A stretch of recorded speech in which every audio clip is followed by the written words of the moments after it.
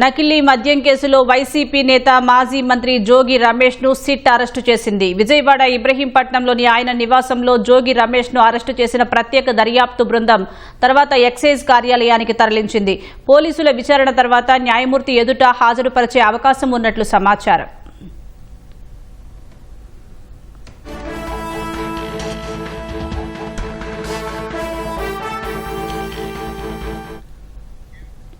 నకిలీ మద్యం కేసులో జోగి రమేష్ పాత్ర గురించి స్పష్టమైన ఆధారాలు సేకరించిన తర్వాత సిట్ ఆయన్ని అరెస్టు చేసింది.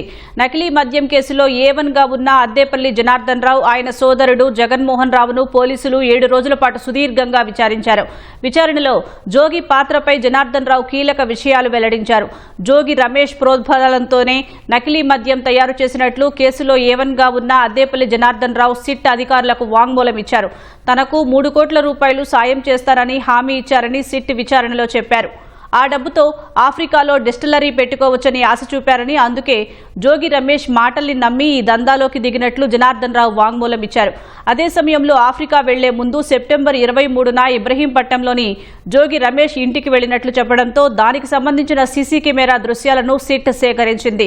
ఈ నేపథ్యంలోనే జోగి రమేష్ ఇంటికి పోలీసులు వెళ్లి అరెస్టు చేశారు. అయితే అరెస్టు చేసేందుకు అధికారులు రాగా జోగి రమేష్ 2 గంటల పాటు డోర్ తీయలేదు. పోలీసుల్ని బయటే నిలువరించారు.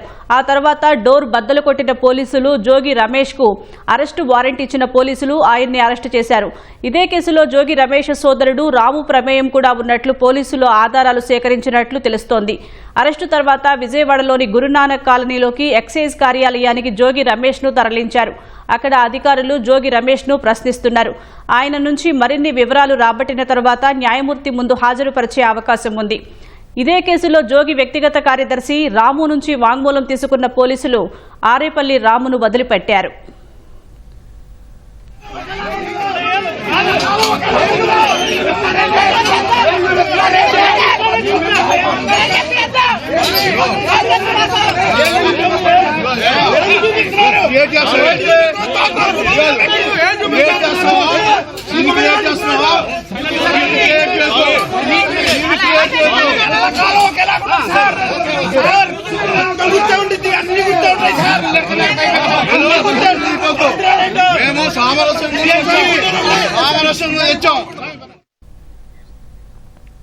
నకిలీ మద్యం కేసులో జోగి రమేష్, ఆయన సోదరుడు జోగి రాము ఇళ్లలో సిట్ సోదాలు నిర్వహించింది.